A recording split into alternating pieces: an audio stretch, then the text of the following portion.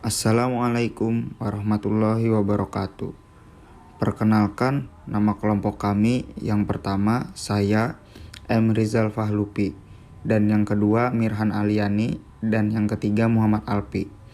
Di sini kelompok kami akan menjelaskan konsep tentang sumber ajaran Islam berdasarkan sunnah atau hadis.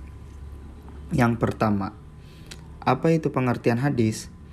Hadis menurut istilah syara ialah hal-hal yang datang dari Rasulullah Shallallahu Alaihi Wasallam, baik itu ucapan, perbuatan, atau pengakuan. Berikut ini adalah penjelasan mengenai ucapan, perbuatan, dan perkataan.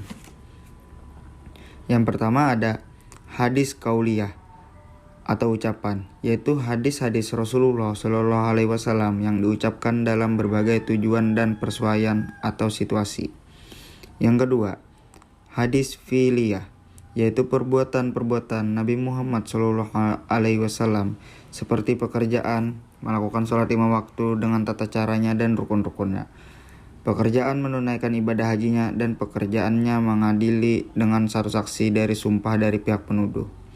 Yang ketiga, hadis takririyah, yaitu perbuatan sebagian para sahabat Nabi yang telah diikrarkan oleh Nabi Shallallahu Alaihi Wasallam, baik perbuatan itu berbentuk ucapan atau perbuatan.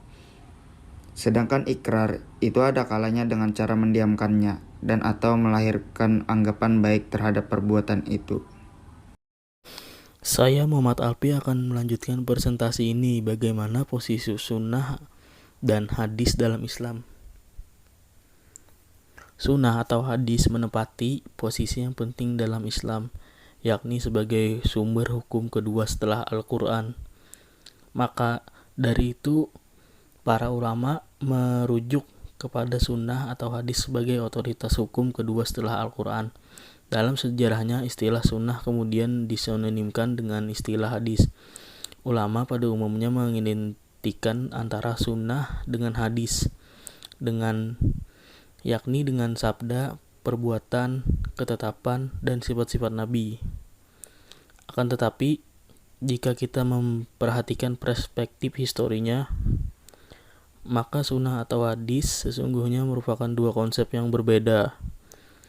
Meskipun di antara keduanya terdapat jalinan yang erat, memandang dan menyatakan sunnah dan hadis dapat dijadikan pedoman kedua setelah Al-Quran. Saya Mirhan Aliani. Saya akan melanjutkan pertanyaan nomor 3. Mengapa sumber hukum Islam tidak cukup hanya Al-Quran, tetapi ada hadis Nabi Shallallahu Alaihi Wasallam?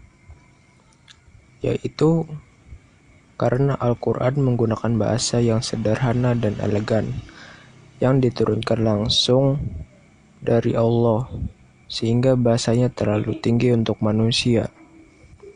Al-Quran juga mengandung makna di setiap hurufnya.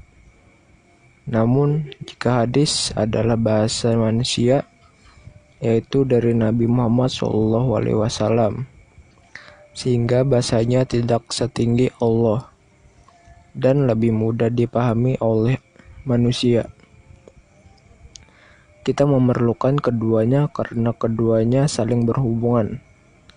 Sesuatu yang ada di hadis dapat dikatakan sebagai penjabaran dari Al-Quran yang disampaikan Rasulullah untuk membuat kita lebih mudah memahami Al-Quran. Cukup sekian dan terima kasih.